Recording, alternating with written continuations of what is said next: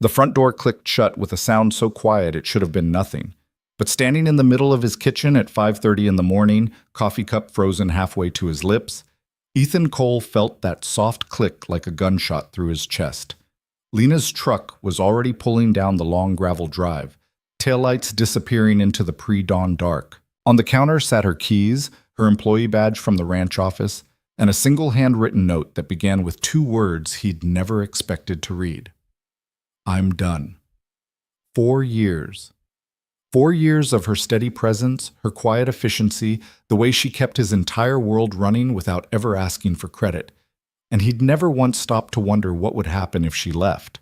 Now, watching those taillights fade to nothing, Ethan realized he'd been a fool. The woman he'd taken for granted wasn't just leaving his employment, she was walking out of his life, and he had no idea how to stop her.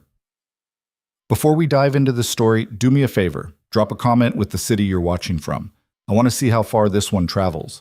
And if you're already hooked, hit that like button. Trust me, you'll want to stick around for this. The sky over Montana was still more black than blue when Ethan stepped out onto the porch, his breath fogging in the cold March air. The ranch stretched out before him, 2,000 acres of rolling grassland and timber that had been in his family for 3 generations. At 34, he'd been running it solo for almost 5 years now, ever since the accident that took his wife and left him a widower with a 3-year-old son. He didn't think about those days much anymore. Couldn't afford to. The ranch didn't care about grief, and neither did a young boy who needed his father to hold it together. So Ethan had learned to compartmentalize. Work came first, his son Mason came second. Everything else, emotions, connections, the messy, unpredictable parts of being human, got shoved down deep where they couldn't interfere. It had worked. Mostly. Dad? Ethan turned to find Mason standing in the doorway, still in his pajamas, dark hair sticking up at odd angles. The kid was 7 now, all sharp elbows and questions, with his mother's brown eyes and Ethan's stubborn chin. You're up early, Ethan said. Lena's gone. The words landed harder than they should have. Ethan kept his expression neutral. She'll be back Monday. No. Mason's voice was small, uncertain. Her stuff's gone. From the cottage. Ethan's jaw tightened. The cottage, a small guest house about 50 yards from the main ranch house, had been Lena's space for the past 4 years. She'd moved in when Mason was 3, hired initially as a housekeeper but quickly becoming something more essential. The person who made sure Mason got to school on time, who kept the house from falling into chaos, who managed the impossible task of keeping Ethan's life running smoothly while he buried himself in ranch work. Go get dressed, Ethan said quietly. I'll make breakfast. Mason hesitated, then disappeared back inside. Ethan stood on the porch a moment longer, staring out at the empty driveway where Lena's truck usually sat. I'm done. He'd read the note 3 times, searching for more, an explanation, a reason, anything beyond those 2 blunt words. But that was all she'd left him. That and a sensation he couldn't quite name, something uncomfortable lodged beneath his ribs. Inside, the kitchen felt too quiet. Usually by this hour, Lena would already have coffee brewing, would be pulling together Mason's lunch or prepping something for dinner. The absence of her presence was a silence that pressed against his ears. Ethan made eggs and toast, movements mechanical. Mason appeared, dressed but subdued, and ate without his usual chatter. Is she coming back? The boy asked finally. I don't know, Ethan admitted, because lying to Mason had never worked, and he wasn't about to start now. Did you make her mad? The question hit closer than Ethan liked. Why would you think that? Mason shrugged, pushing eggs around his plate. You make people mad sometimes, not on purpose. You don't notice stuff.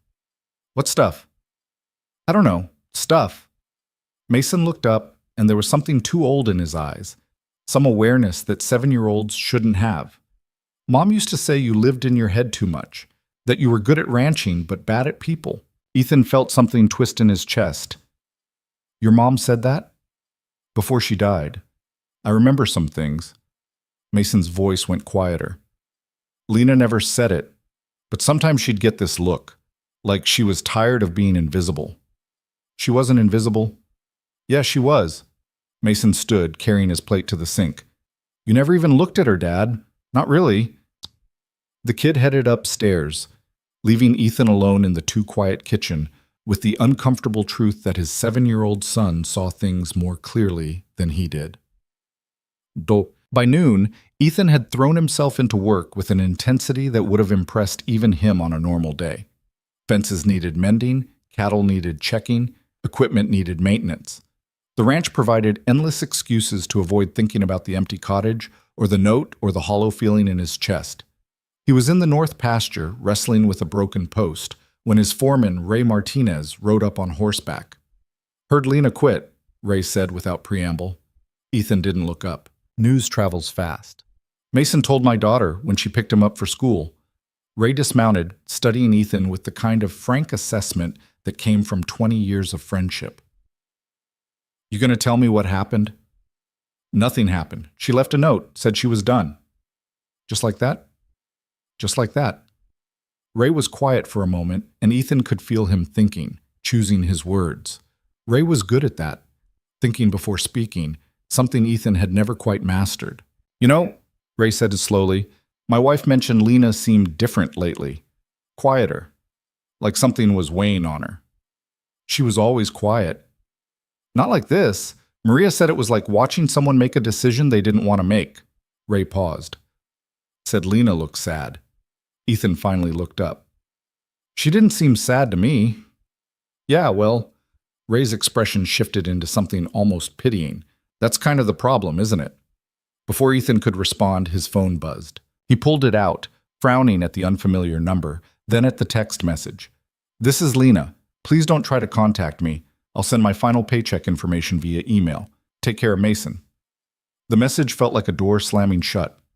"What is it?" Ray asked. Ethan showed him the phone. Ray read the message, his frown deepening. "Cold." "Yeah. That doesn't sound like her." "No," Ethan agreed quietly. "It doesn't." Because Lena, in all the years he'd known her, had never been cold. Reserved, maybe. Private. But there had always been warmth underneath, in the way she talked to Mason, in the small gestures she made without thinking, in the care she put into the life she'd built around them. "You should go talk to her," Ray said. "She just told me not to contact her." "Since when do you follow orders?" Ethan almost smiled. "She's got a right to quit if she wants." "Sure she does. But you've got a right to know why." Ray swung back onto his horse. "Unless you don't actually want to know. Unless you're fine with her just disappearing and never figuring out what the hell happened." He rode off before Ethan could answer, leaving him alone with the broken fence post and the growing certainty that he'd missed something crucial, some warning sign he should have seen, but didn't. That evening, after Mason was in bed, Ethan found himself standing outside the cottage. The lights were off, the windows dark. He knew she wasn't there. Her truck was gone, her presence erased. But he needed to see it for himself. He used his key to let himself in. The cottage was small. One bedroom, a bathroom, a living area with a kitchenette. Lena had always kept it neat, but now it was empty in a way that felt final. The furniture was still there, came with the place, but all her personal touches were gone. No books on the shelves, no photos on the walls, no shoes by the door. In the bedroom, the closet stood open and empty. The bed was stripped, the mattress bare. Ethan stood in the center of the room, trying to remember what it had looked like when she lived here. But the truth was, he'd barely ever been inside. Lena had always come to the main house, had always existed in his space rather than him entering hers. He'd never thought about that before, never questioned the dynamic. On the small table by the window, he found something she'd left behind, a photograph, half tucked under a stack of old ranch newsletters. He pulled it out. It was from 2 summers ago, taken at the county fair. Mason was grinning at the camera, holding a blue ribbon from the junior livestock show. Lena stood beside him, one hand on his shoulder, smiling in that quiet way she had. Ethan wasn't in the frame. He'd been the one taking the picture. He stared at the photo, really looking at Lena for maybe the first time. She'd been 30 then, though she'd always seemed both younger and older somehow. Light brown hair usually pulled back in a practical ponytail. Hazel eyes that noticed everything. An easy, unforced prettiness that he'd somehow never registered because he'd never looked at her as anything other than the woman who worked for him. "You never even looked at her, Dad." "Not really." Mason's words echoed in his head, and Ethan felt something uncomfortable unfurl in his chest. Recognition, maybe, or the beginning of it. He pocketed the photograph and left the cottage, locking the door behind him. The weekend passed in a strange blur. Ethan tried to maintain normalcy for Mason's sake, but the house felt wrong without Lena in it. Small things kept tripping him up. Realizing he didn't know where Mason's school forms were. Discovering they were out of milk because Lena always restocked on Thursdays. Coming downstairs Monday morning to find no coffee made and no breakfast started. Mason handled it better than Ethan did, with the adaptability of children, but even the kids seemed subdued. By Tuesday, Ethan had hired a cleaning service to come twice a week and rearranged his schedule to handle school drop-offs and pickups. It was manageable, technically, but it felt like trying to run the ranch with half his crew missing. Everything just a little harder, a little less smooth, the edges rougher than they should be. He was in the ranch office, trying to make sense of the household budget Lena had always managed, when Ray appeared in the doorway. "You busy?" Ethan gestured at the spreadsheet on his computer screen. "Depends on your definition." "Got someone I want you to meet." Ray stepped aside, revealing a woman Ethan had never seen before. "This is Victoria Hale, friend of Maria's from college. She's visiting from Seattle for a few weeks." Victoria stepped forward with the kind of confident smile that suggested she was used to making good first impressions. She was striking, tall, polished, with dark hair cut in a sharp bob and eyes that assessed him quickly before extending a hand. "Ethan Cole," she said. "I've heard a lot about you." Her handshake was firm and professional. Ethan stood, suddenly aware that he was in work clothes covered in dust and probably smelled like cattle. "All good things, I hope," he said, falling into the automatic politeness his mother had drilled into him. "Mostly." Victoria's smile turned wry. "Ray's been telling me about the ranch. It's impressive." "It's a lot of work." "The best things usually are." She glanced around the office, taking in the organized chaos. "I run a consulting firm in Seattle, corporate strategy mostly, so I appreciate what it takes to manage something this size." Ray, who'd been watching the exchange with poorly concealed interest, cleared his throat. "Victoria's a bit of a ranching enthusiast. Her grandfather had a place in Wyoming. I thought you might show her around, give her the tour." Ethan shot Ray a look that promised they'd be having words later. "Sure, I've got about an hour before I need to pick up Mason." "Perfect," Victoria said smoothly. "I promise not to slow you down." They left Ray in the office, stepping out into the afternoon sun. Ethan grabbed his hat from the porch and led Victoria toward the barn, trying to remember the last time he'd given someone a tour of the ranch. Years, probably, since before his wife died. "So," Victoria said as they walked, "Ray tells me you're doing this alone. The ranch and single fatherhood." "Ray talks too much." She laughed. "He cares about you, it's obvious. He's a meddler." "Maybe, but sometimes meddling is just another word for paying attention." She paused to look out over the pasture, where cattle grazed in the distance. "This really is beautiful. You can see why your family held on to it." 3 generations, Ethan said. "Sometimes I think it holds on to us more than the other way around." "Duty and legacy," Victoria nodded. "I get that. My family had expectations too. Law school, corporate track, marriage to the right kind of person." She smiled slightly. "I managed the career part, at least." There was something practiced about her openness, Ethan thought, like she'd learned to share just enough to seem genuine without actually revealing anything important. He recognized the technique because he used it himself. They spent the next hour touring the facilities. Victoria asked intelligent questions and seemed genuinely interested, and Ethan found himself relaxing slightly. She was easy to talk to in the way that strangers sometimes were. No history, no expectations, no complicated emotions lurking underneath. When he dropped her back at the ranch office, she turned to him with that same confident smile. "Thank you for the tour, and for indulging Ray's matchmaking." Ethan blinked. "Is that what this was?" "Oh, absolutely. Maria and Ray have been plotting this since I mentioned I'd be in Montana." She didn't seem embarrassed, just amused. "I hope that doesn't bother you. I told them I wasn't looking for anything, but they were insistent." "They're persistent," Ethan agreed. "The thing is," Victoria said, her tone shifting slightly, "I actually enjoyed this. You're interesting, Ethan Cole, and this place is remarkable. So if you ever want to grab dinner or coffee, no pressure, no expectations, just two adults having a conversation. I'd like that. She pulled out her phone, offering it to him. Ethan hesitated for just a moment, then entered his number. I'll text you, Victoria said.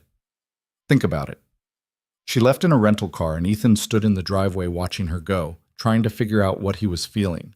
Not attraction, exactly, but maybe curiosity. Maybe the faint stirring of something that had been dormant for so long he'd almost forgotten what it felt like. Inside the office, Ray was grinning like he'd won something. Don't start, Ethan warned. I'm not starting anything. I'm just saying, she's smart, she's successful, she's single. When's the last time you even looked at a woman? I look at women as people, not inventory.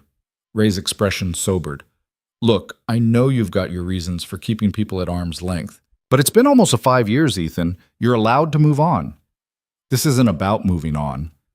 Then what is it about? Ethan didn't have an answer for that. He grabbed his keys and headed out to pick up Mason, leaving Ray's question hanging in the air. Well, that night, after Mason was asleep, Ethan sat on the porch with a beer and tried to think about Victoria. She was objectively attractive, accomplished, the kind of woman who'd probably fit well into his life if he let her. But his mind kept drifting to the photograph he'd found in the cottage, to Lena's hand on Mason's shoulder, that quiet smile, the way she'd looked at his son like he mattered. He pulled out his phone, staring at her last message. Please don't try to contact me. His thumb hovered over the screen, and for a long moment he considered texting her anyway, asking her what happened, what he'd missed, why she'd left without giving him a chance to fix whatever he'd broken. But in the end, he put the phone away. Lena had made her choice. She had a right to that, even if it felt like losing something he hadn't known he had until it was gone.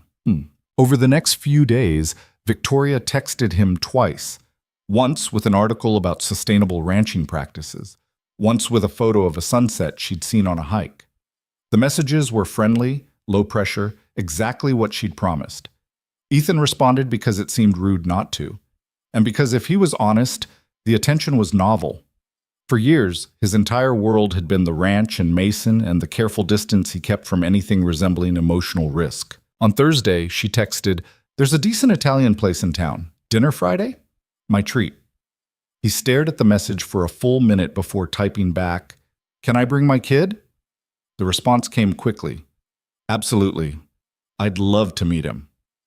Friday evening, Ethan found himself in a restaurant he'd driven past 100 times but never entered, sitting across from Victoria while Mason worked his way through a plate of spaghetti with single-minded focus. "So, Mason," Victoria said, "your dad tells me you're in 2nd grade. What's your favorite subject?" Mason looked up, tomato sauce on his chin. "Recess," and she laughed, and it sounded genuine. "Fair answer. What about when you're actually in the classroom?" "Science, I guess. We're learning about weather." "That's perfect for Montana. You get all the extremes here." Victoria leaned forward slightly, her attention fully on Mason in a way that seemed effortless. "Have you ever seen a tornado?" "No, but Lena said she saw one once when she was a kid, in Kansas." The name landed in the middle of the table like a stone. Ethan felt his shoulders tense. Victoria's expression didn't change. "Lena? She used to live with us," Mason said matter-of-factly, "in the cottage, but she left." "I'm sorry to hear that." Victoria's tone was gentle, careful. "Were you close?" Mason shrugged, but his eyes went distant. "She was nice. She never yelled even when I did dumb stuff. And she made really good grilled cheese." "The important things," Victoria said lightly, steering the conversation back to safer ground. "So besides weather, what else are you into?" The rest of dinner passed smoothly. Victoria was good with Mason, attentive but not overbearing, asking questions that actually seemed to interest her. And Mason, usually shy with strangers, warmed to her gradually. On the drive home, Mason was quiet, staring out the window at the dark landscape rolling past. "You like her?" Ethan asked. "She's okay." A pause. "She's not Lena, though."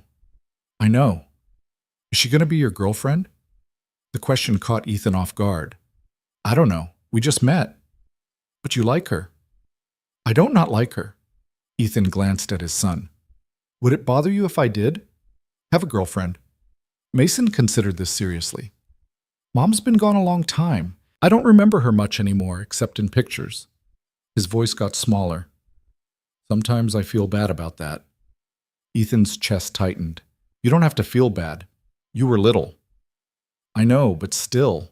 Mason looked at him. I think it'd be okay if you had a girlfriend, as long as she's nice to us, and as long as she's not just pretending. Pretending what? To like us, to want to be here. Mason turned back to the window. Lena never pretended. Even when she was sad, she was real.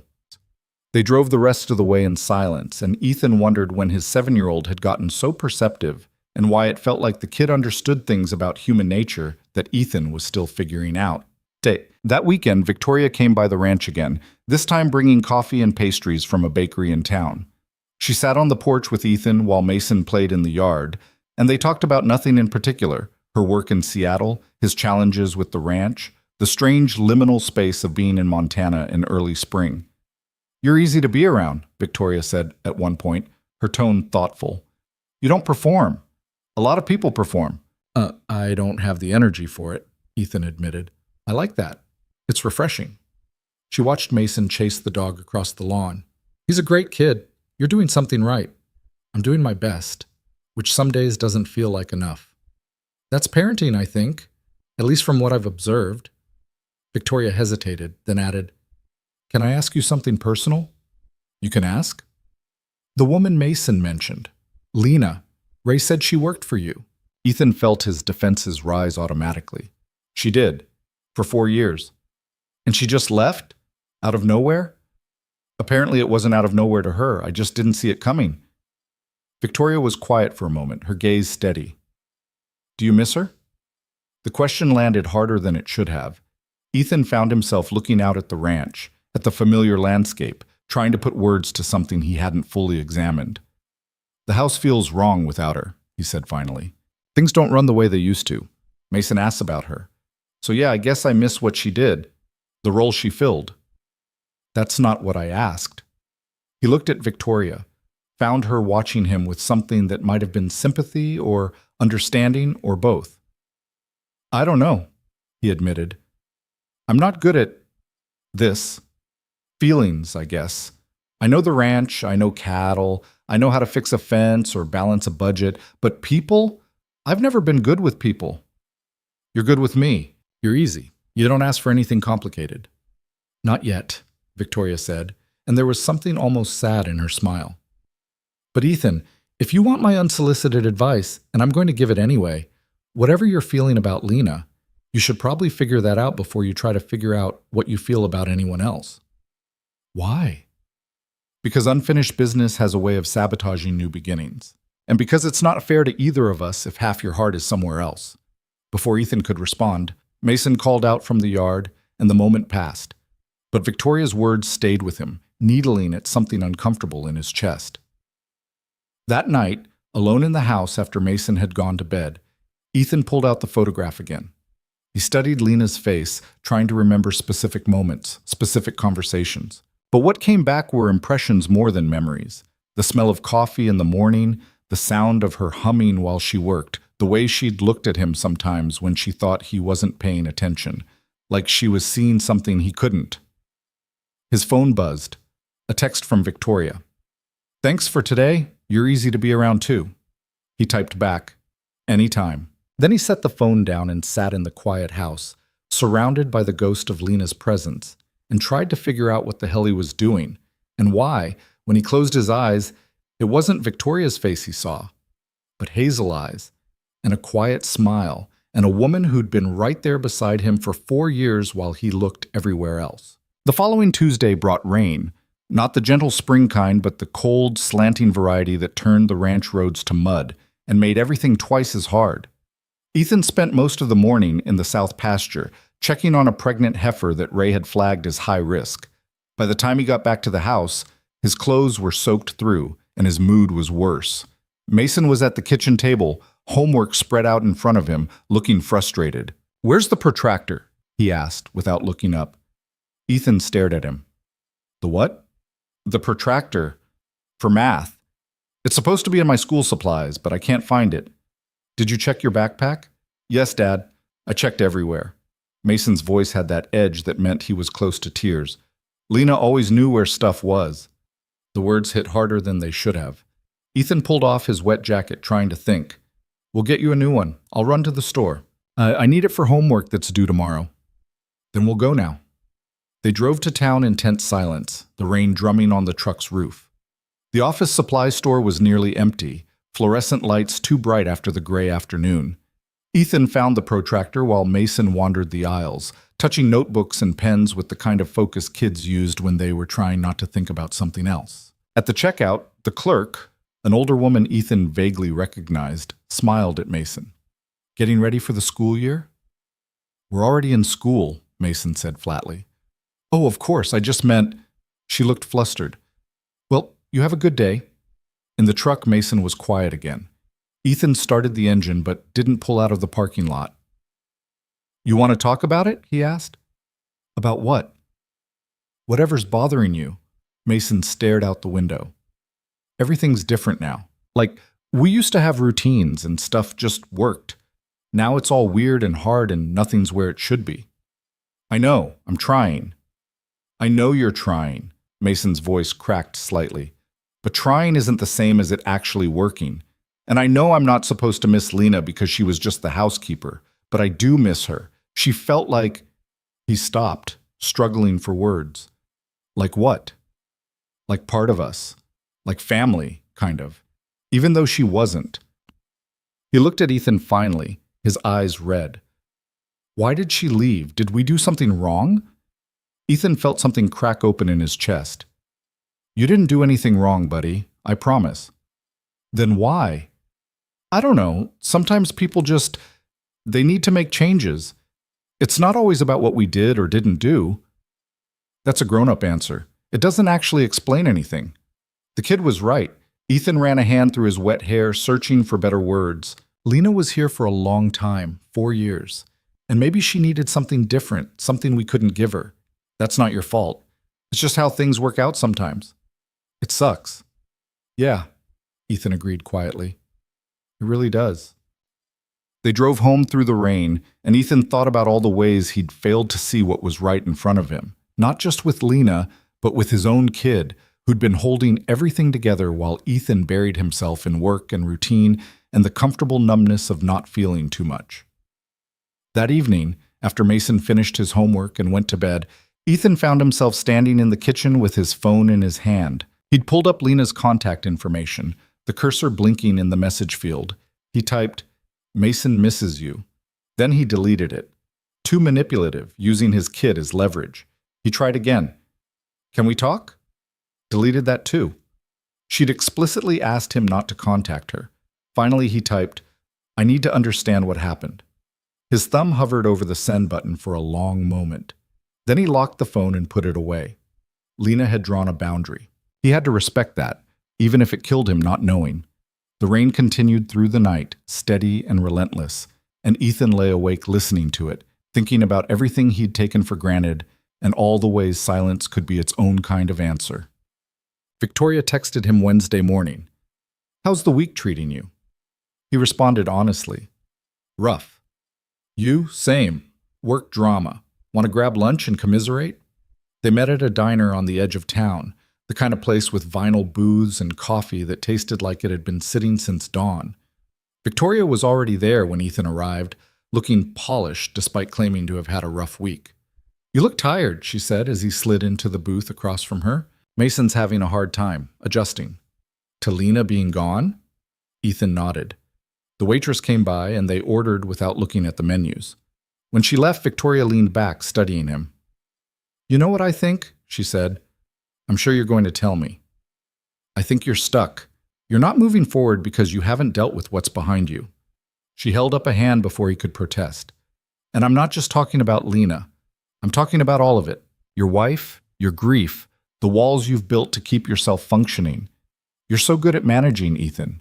Managing the ranch, managing Mason, managing your emotions. But management isn't the same as living. That's pretty heavy for lunch conversation. You asked me to grab lunch and commiserate. I'm commiserating. Her expression softened.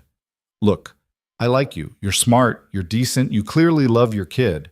But I'm not interested in being someone's distraction. And I think that's what I'd be right now, a convenient reason not to deal with the harder stuff. That's not fair, isn't it? Victoria's gaze didn't waver. Be honest. When you think about moving forward, dating, whatever you want to call it, are you thinking about me? Or are you thinking about proving something to yourself? About checking a box that says you're fine, you've moved on, you're capable of normal human connection? Ethan opened his mouth to argue, then closed it, because she was right, and they both knew it. I don't know how to do this, he admitted finally. The emotional stuff, I'm not built for it. Everyone's built for it. You've just spent years convincing yourself you're not. Victoria reached across the table, touching his hand briefly. Here's my advice, for what it's worth.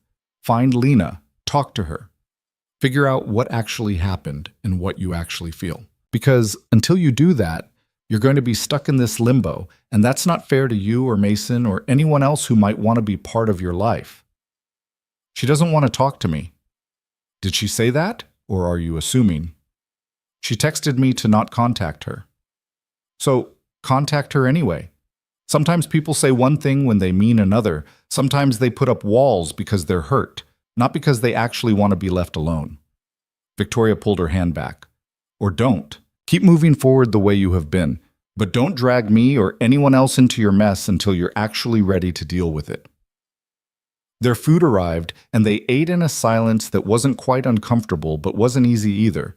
When they finished, Victoria insisted on paying, and they walked out to the parking lot together. For what it's worth, she said, I think she probably had feelings for you. Women don't usually walk away from stable jobs and kids they care about unless something bigger is at stake. And I think you probably had feelings for her too, whether you knew it or not. Based on what? Based on the way you talk about her. Like, she was the sun, and you never thought to look directly at it until it was gone. Victoria smiled sadly. I've been the woman men settle for after they lose the one they actually wanted. I'm not doing that again. So figure your stuff out, Ethan. Then maybe we can try this for real. She drove away, leaving Ethan standing in the parking lot under a gray sky, feeling like he'd just been simultaneously rejected and given the best advice he'd heard in years. That weekend, Ray and Maria invited Ethan and Mason over for dinner. It was clearly a setup. Maria had made Ethan's favorite pot roast, and their daughter, Sophia, kept Mason occupied with video games in the other room while the adults sat around the kitchen table. Victoria called me, Maria said without preamble. Ethan sighed. Of course she did. She said you were a good man with too much baggage, and that she hoped you'd figure it out. Maria exchanged a glance with Ray. She also said she thought you were in love with Lena and just too stubborn to admit it. She said that? Not in those exact words, but that was the gist. Maria leaned forward, her expression serious. Ethan, we've known you for a long time, since before Sarah died, and we've watched you shut down piece by piece, turning yourself into this machine that runs on duty and routine. It's not healthy, and it's not what Sarah would have wanted. Don't bring Sarah into this. Someone needs to. Ray's voice was firm. Because you've been using her death as an excuse to not feel anything for almost 5 years. And yeah, losing her was terrible. We know. We were there. But you're still alive, and Mason's still growing up. And at some point, you have to decide if you're going to actually live or just go through the motions. Ethan felt anger flare, hot and defensive. You think I don't know that? You think I'm not trying? I think you're trying in all the wrong ways, Maria said gently. You hired someone to replace Lena's duties. You went on dates with Victoria because we pushed you. You're doing all the things that look like moving forward, but your heart isn't in any of it. And the one person who actually mattered, who actually fit into your life in a real way, you let her walk away without a fight. She left. That was her choice.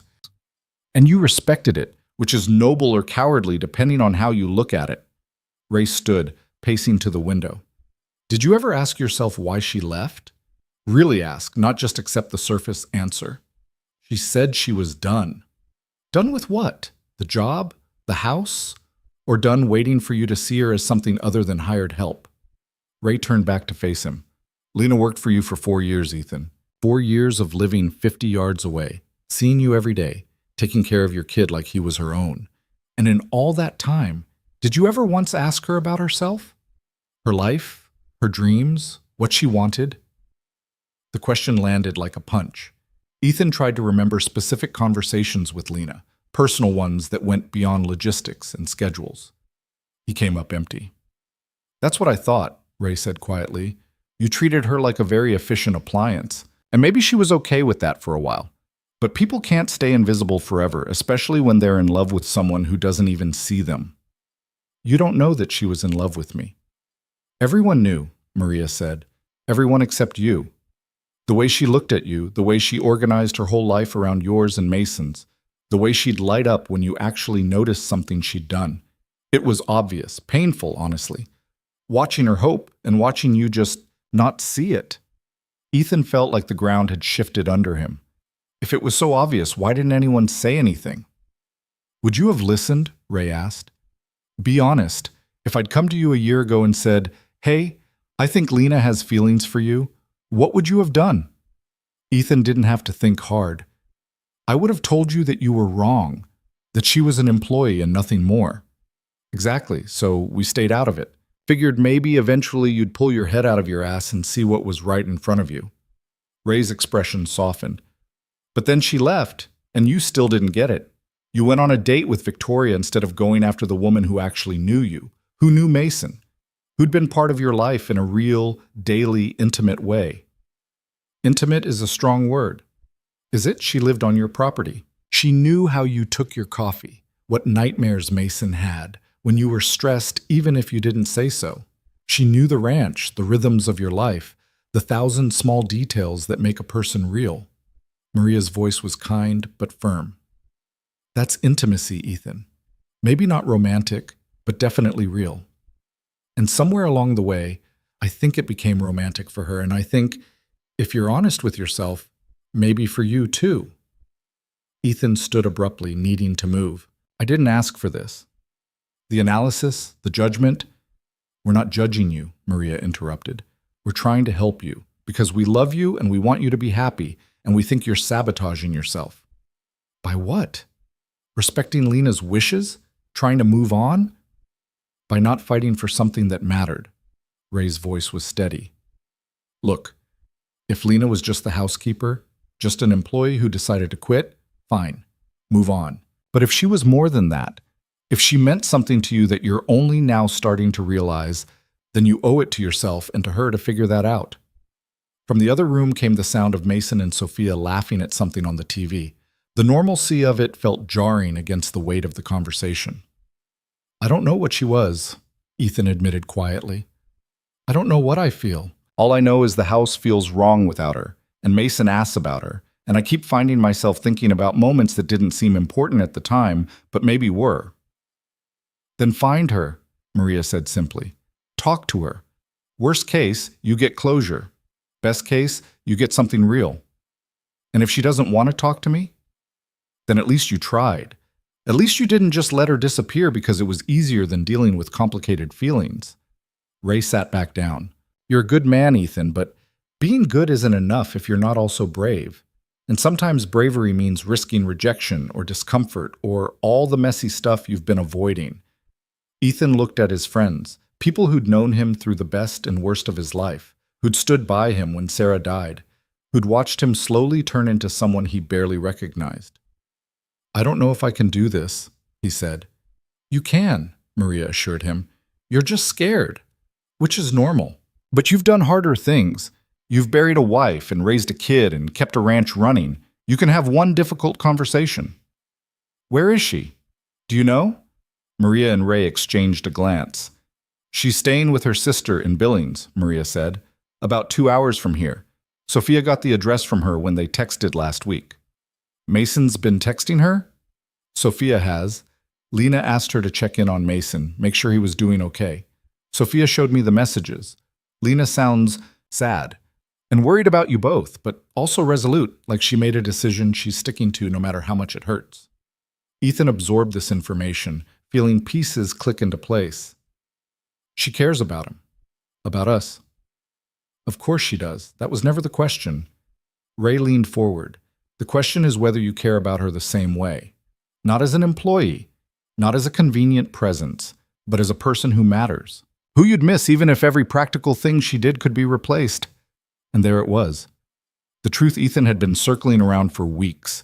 Yes, the house was harder to run without Lena's organizational skills. Yes, Mason struggled with the new routine, but underneath all that practical loss was something deeper, something that had nothing to do with efficiency or convenience.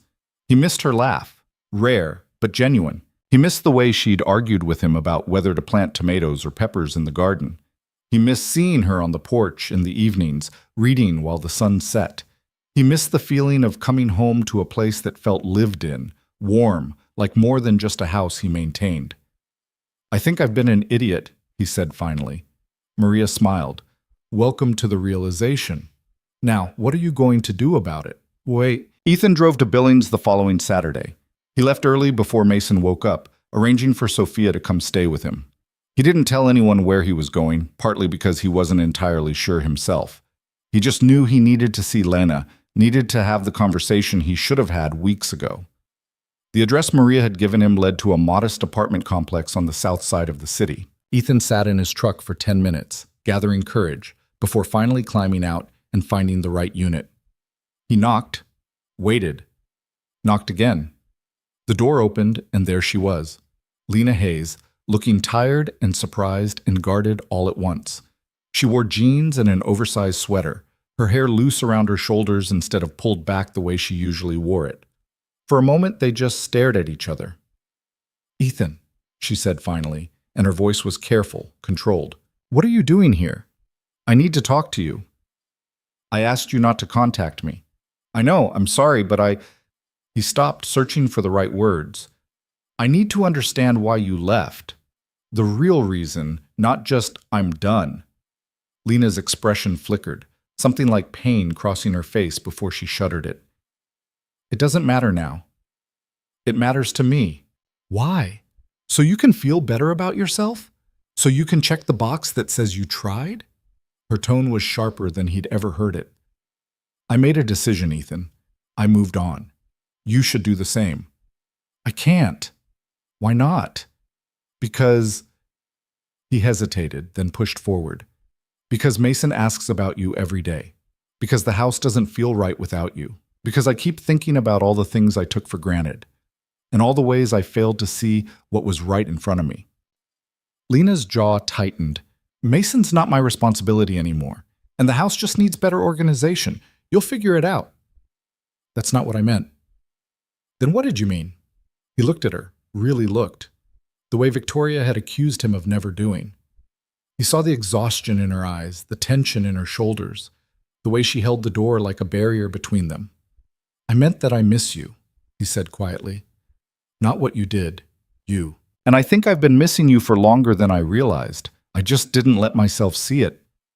Something in Lena's expression cracked, just slightly. "Don't do this." "Do what?" "Say things you don't mean because you feel guilty, because you're trying to fix something that's already broken." Her voice wavered. "I can't be what you need, Ethan. I can't be the person who holds your life together while you look right through me. I did that for 4 years, and it almost destroyed me." "I wasn't looking through you." "Yes, you were. Every single day." Lena's eyes were bright now, angry and hurt. "Do you know what it's like to love someone who doesn't even see you? To organize your entire existence around their life and their kid and their needs, hoping that maybe eventually they'll notice you're more than just the person who does their laundry?" The words hung in the air between them, and Ethan felt them settle into his chest like stones. "You loved me," he said, and it wasn't quite a question. Lena laughed, but it sounded broken. "Of course I loved you. I loved you and Mason and that stupid ranch and the life we could have had if you'd ever just looked at me the way you looked at the horizon every morning, like something worth paying attention to." "Lena, no. You don't get to come here and make this harder than it already is." She was crying now, angry tears that she wiped away roughly. "I left because I had to. Because staying meant accepting that I'd always be second choice, always invisible, always the woman who loved you while you loved someone who wasn't there anymore." The mention of Sarah hit him like a physical blow. "This isn't about Sarah, isn't it? You've been mourning her for 5 years, Ethan, keeping yourself locked away where nothing and no one can touch you. And I was convenient because I didn't ask for anything, didn't push, didn't demand you actually show up emotionally. I just existed in your space, making everything easier, hoping that maybe someday you'd wake up and see me. I see you now. Now doesn't matter. Now is too late. Lena started to close the door. Go home. Take care of Mason. Find someone who can be what you need without destroying herself in the process. But leave me alone. Please. I can't do that. You have to. Why? Because I'm trying to heal. The words burst out of her, raw and desperate. I'm trying to rebuild myself into someone who doesn't wait around for scraps of attention from a man who'll never love me back. And every time you show up, every time you say things that sound like maybe you care, it sets me back. So please, just go. The door closed, firm and final. Ethan stood in the hallway, staring at the number on the door, feeling like he'd just lost something crucial that he'd only started to understand. He drove home slowly, Lena's words echoing in his head. The rain had started again, turning the highway into a blur of gray. Somewhere around the halfway point, he had to pull over because his vision was too blurred to drive safely. And he sat in his truck on the shoulder while rain hammered the roof, and he finally let himself feel everything he'd been avoiding for 5 years. Grief and loss and loneliness and the terrible understanding that he'd hurt someone who deserved better. When he got home, Mason was waiting on the porch, despite the rain. Did you find her? The kid asked. Ethan nodded, not trusting his voice. Is she coming back? No, buddy. I don't think she is. Mason's face fell, but he didn't cry. He just stood there in the rain, looking older than 7, and said, You should have told her you were sorry. I tried. Did you tell her you love her? The question stopped Ethan cold. I don't. Yeah, you do. You're just scared. Mason turned and went inside, leaving Ethan standing in the rain, confronted once again by the uncomfortable truth that his kid understood things he was still trying to figure out. That night, Ethan lay in bed and thought about Lena's words, about 4 years of her quiet presence, about all the moments he'd missed because he was too locked in his own grief and fear to see what was being offered. And for the first time since Sarah died, he let himself cry, for what he'd lost then and what he'd lost now, and the man he'd become who was too broken to hold on to something good, even when it was right there beside him. The week that followed felt like moving through water, everything slower, heavier, requiring more effort than it should. Ethan went through the motions of running the ranch, but his heart wasn't in it. Ray noticed, of course, but had the decency not to say anything beyond offering to take on extra work when Ethan's focus wavered. Mason noticed too, but handled it differently. You look sad, the kid said one morning over breakfast, watching Ethan push scrambled eggs around his plate without eating.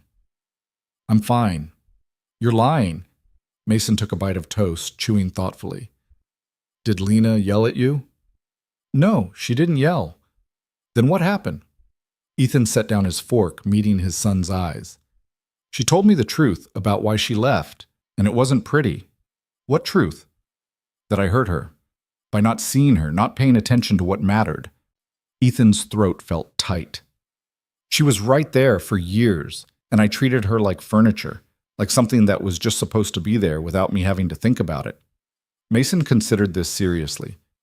So you're sad because you were mean? I wasn't trying to be mean, but yeah, I guess that's what it comes down to. Are you going to fix it? I don't know if I can. She told me to leave her alone.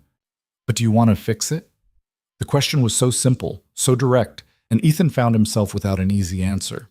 Want implied choice, intention, the kind of active decision-making he'd been avoiding. But sitting there across from his 7-year-old son, he couldn't hide behind vagueness. Yes, he said quietly. I want to fix it. I just don't know how. Mason nodded, satisfied with the honesty, if not the outcome. Maybe you have to figure out what you actually want first, before you try to fix anything. When did you get so smart? I've always been smart. You just don't usually ask me stuff. The kid grinned, breaking the tension. Can I have more orange juice? Ethan poured him more juice and tried to remember when his son had stopped being a little kid and started being a person with actual insights. Probably sometime when he hadn't been paying attention, just like everything else. The morning wore on. Ethan took Mason to school, then headed out to check the irrigation system in the east fields. The work was mindless, repetitive, and normally he'd find comfort in that. But today his thoughts kept circling back to Billings, to Lena's tear-streaked face, to the raw pain in her voice when she'd said she was trying to heal. He'd done that to her, taken someone good and kind and willing, and ground her down through sheer obliviousness until she had to leave to survive. His phone rang around noon. He almost didn't answer, but the caller ID showed Victoria's name. "Hey," he said, tucking the phone between his ear and shoulder while he worked. "Hey yourself, how are you holding up?" "I went to see Lena." There was a pause. "How'd that go?" "About as badly as possible. She told me she loved me, that I'd been looking through her for 4 years, and that she needed me to leave her alone so she could heal." The words tasted bitter. "So yeah, not great. I'm sorry." "Are you? You're the one who told me to go talk to her." "I told you to figure your stuff out. I didn't promise it would be easy or that she'd fall into your arms the second you showed up." Victoria's voice was gentle but firm. "What did you expect, Ethan? That you could just apologize and everything would be fine?" "I don't know what I expected." "Did you tell her how you feel?" "I told her I missed her." "That's not the same thing." Ethan stopped working, straightening up. "What do you want me to say? That I love her? I don't even know if that's true. I know I miss her. I know I was an idiot. I know I want her back in my life somehow, but love, that's scary. I know. But if you're not willing to be honest about what you're feeling, then Lena's right to keep you at a distance." Victoria sighed. "Look, I don't have a stake in this anymore. We both know that whatever was starting between us wasn't real. But I like you, and I think you deserve to be happy. And I think Lena probably deserves better than what you've given her so far. So figure out what you actually feel. Not what's convenient or practical or easy to manage. What you actually feel. And if I can't, then let her go. Really let her go. Not this halfway thing where you're too paralyzed to move in any direction. She deserves that much." They talked for a few more minutes before Victoria had to go.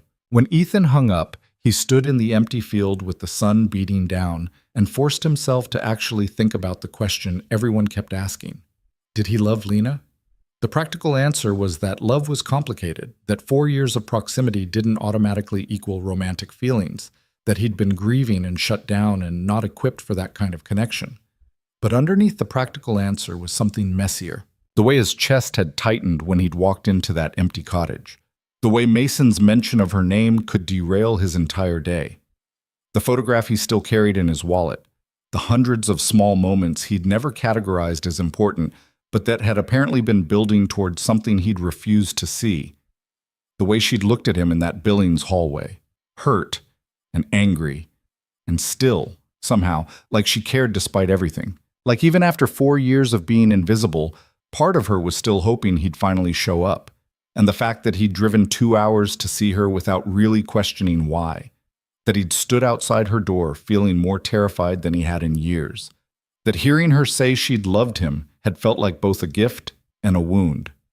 Maybe that was love. Or maybe it was just the beginning of it, the messy, uncertain start before you had words for what you were feeling. Either way, Victoria was right. He owed Lena honesty. And he owed it to himself to stop hiding behind grief and routine and all the comfortable lies he'd been telling himself about what he wanted. That evening, he called Ray. "I need advice," Ethan said without preamble. "About Lena?" "Yeah, how do I—" He stopped, frustrated by his own inability to articulate what he needed. "How do I show someone they matter when I've spent years proving they don't?" Ray was quiet for a moment. "You know what Maria did when we first started dating, when I was being an idiot and taking her for granted?" "What?"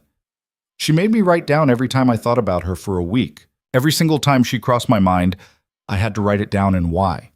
And at the end of the week, I had this list that was like 3 pages long of all these tiny moments, remembering something she'd said, wondering what she was doing, wanting to tell her about my day. All these things I'd been ignoring because I was too busy, or distracted, or stupid. What's the point of that? The point is I realized how often she was in my head, how much space she took up in my life even when she wasn't physically there. And it made me understand that what I felt was real, not just convenient or habitual. It was real, and I was wasting it by not paying attention. Ethan turned the idea over in his mind. So I should make a list? I'm saying maybe start by actually examining your own thoughts instead of just reacting to things. Figure out what Lena means to you before you try to tell her. Because if you go back to her without being sure, if you're still just guessing or hoping or trying to fix your guilt, she'll see right through it, and you'll hurt her worse than you already have. I don't want to hurt her. Then be certain. That's all I'm saying. Be certain of what you feel and what you want. Then, when you're ready, you show her with actions, not just words. Because words are easy. Actions take commitment. After they hung up, Ethan sat on the porch and thought about Ray's advice. Then he went inside, grabbed a notebook from Mason's school supplies, and started writing. At first it felt ridiculous, documenting his own thoughts like some kind of emotional inventory. But once he started, it came easier than expected. Thought about Lena when I made coffee this morning. She always used to make it stronger than I do, said my version tasted like dishwater. I argued with her about it once, told her coffee wasn't supposed to be that strong. She just smiled and made it her way anyway. I realized today I actually liked it better her way. Mason asked if Lena would come to his school play next month. He didn't ask if she could come. He asked if she would. Like the difference mattered, like he knew she'd want to but might not be allowed to anymore. I didn't know what to tell him. Saw a woman at the feed store with hair the same color as Lena's. My heart did this stupid skip thing before I realized it wasn't her. Felt like an idiot for being disappointed. The list grew over the next few days.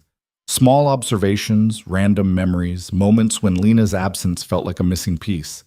By Thursday, Ethan had filled 5 pages, and the pattern was impossible to ignore. She was everywhere.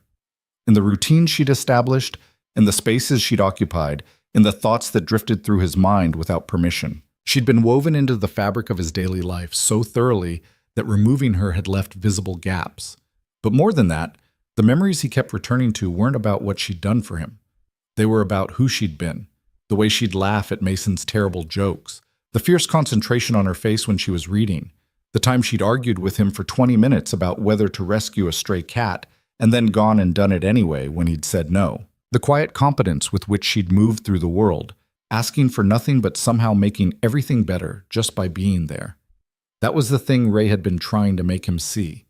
Lena hadn't just been useful, she'd been real and specific and irreplaceable. And somewhere along the way, without him noticing, she'd become essential.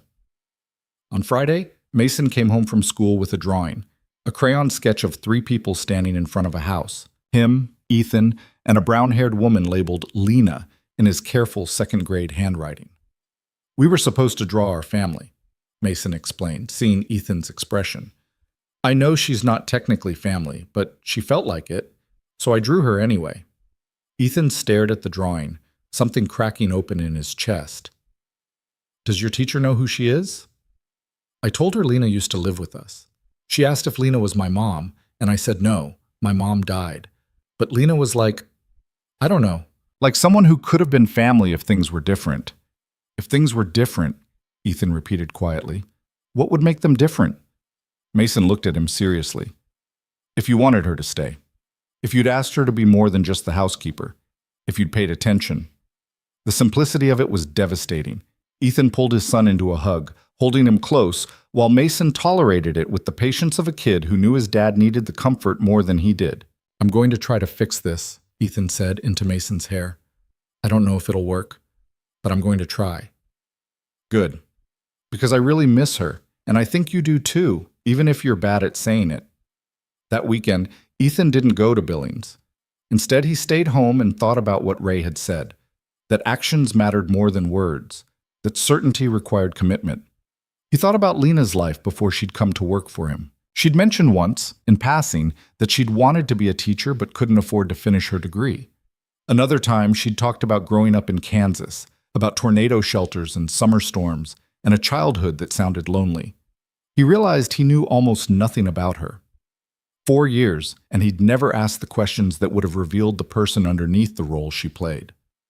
That was going to change. On Monday, he drove into town and stopped at the county library. The librarian, an older woman named Patricia, who'd known his family for decades, looked surprised to see him. Ethan Cole. Don't think I've seen you in here since high school, I need to find someone, he said. Or rather, I need to learn about someone. Can you help me with that? Patricia's eyes sharpened with interest. This someone have a name? Lena Hayes. She worked for me until a few weeks ago. I need to know more about her, where she came from, what she cares about, who she is when she's not taking care of my life. That's an unusual request. I've been an unusually bad friend. Patricia studied him for a long moment, then nodded. I can work with that. Give me a few days. I've got resources. 3 days later, Patricia called him back to the library. She'd assembled a small stack of papers, old newspaper clippings, college records, even a few social media profiles Lena had apparently abandoned years ago. She grew up in liberal Kansas, Patricia said, walking him through the material. Only child, father left when she was young, mother died when she was 19. She started a degree in elementary education at Kansas State, but dropped out after 2 years. Looks like financial reasons. Moved around for a while, worked various jobs, ended up in Montana about 6 years ago. Ethan read through the clippings. There was a photo from a high school newspaper, Lena at 16, grinning at the camera while holding a trophy for academic achievement. Another from a community college newsletter, listing her on the dean's list. She was smart, he said, looking at the records. Very. Could have done anything she wanted if she'd had the resources. Patricia's expression was knowing. She came into the library sometimes while she was working for you, always checking out books on child development, elementary education, teaching methods. I asked her once if she was thinking about going back to school. She said maybe someday, when she had time and money saved up. The information settled into Ethan's understanding of Lena, filling in gaps he hadn't known existed. She hadn't just been marking time at the ranch, collecting a paycheck while her life waited. She'd had dreams, plans, goals she'd quietly pursued around the edges of taking care of his family. What are you planning to do with this? Patricia asked. I don't know yet, but I needed to understand who she actually is, not just who I assumed she was. That's a start.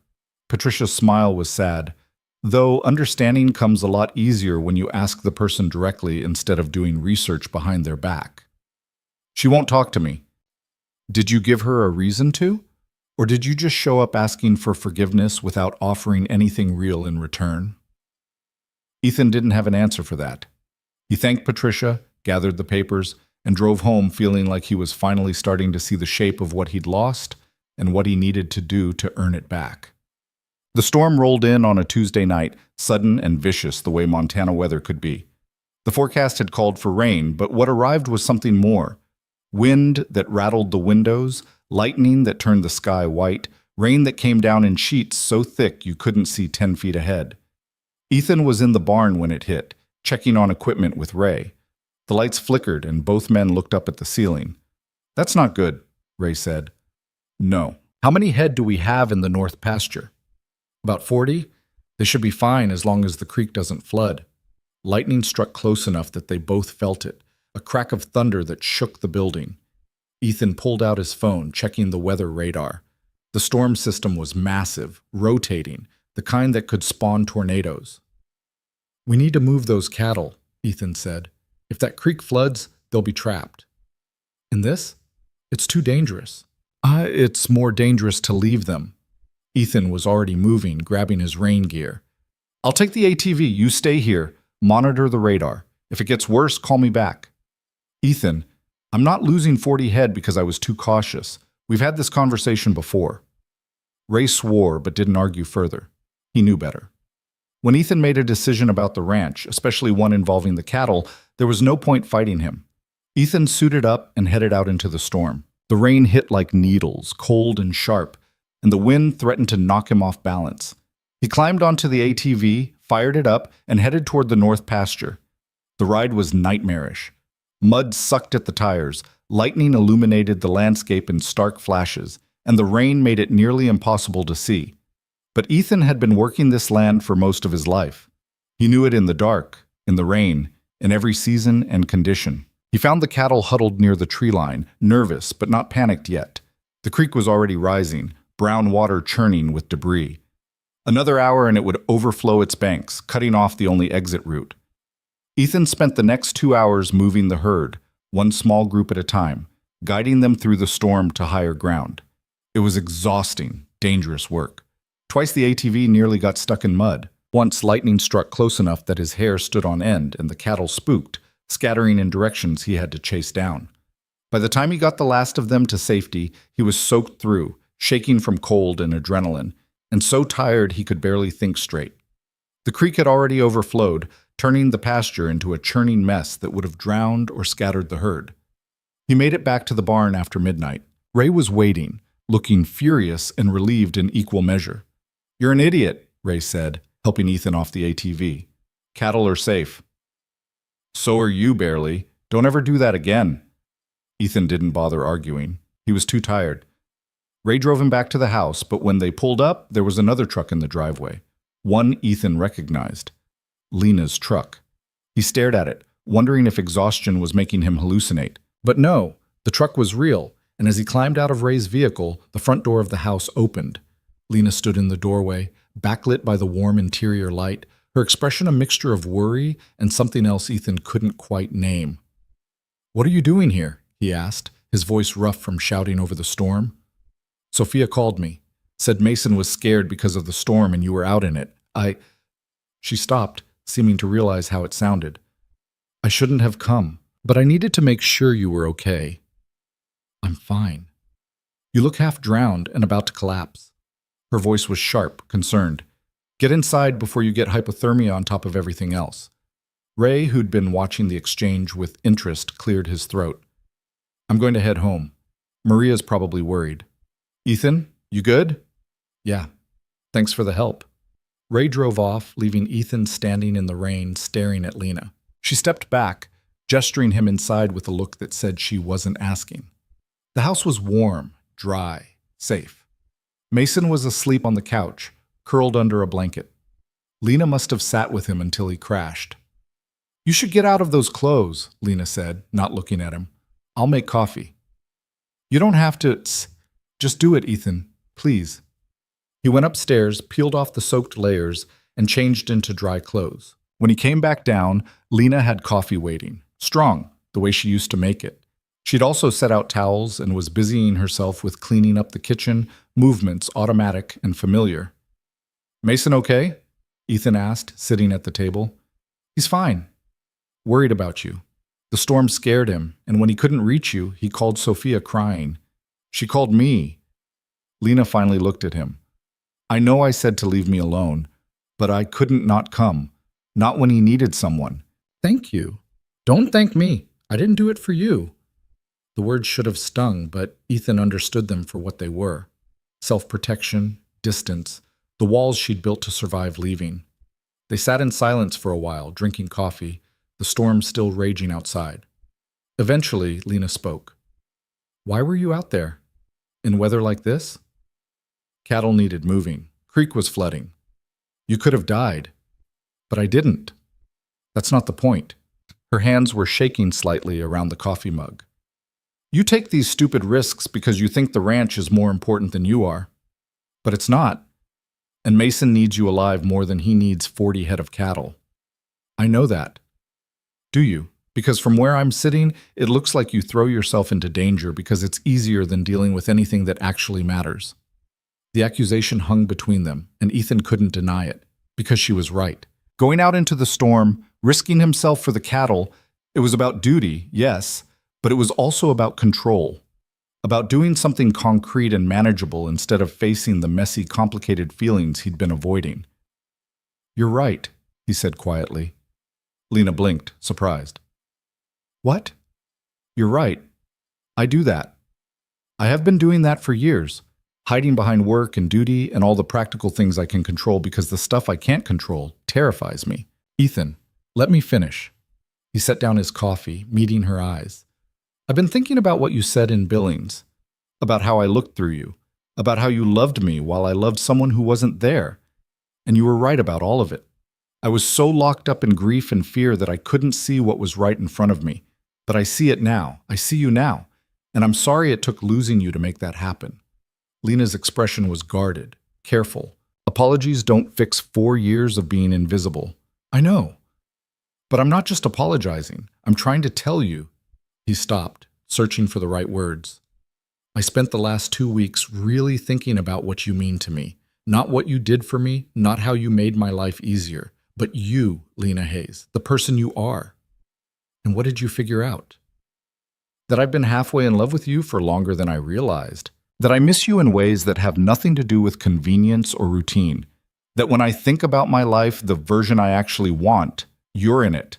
Not as the housekeeper or the help or someone who takes care of things. As someone who matters. As someone I can't imagine being without. The words hung in the air between them, raw and honest. Lena's eyes were bright, but her expression didn't soften.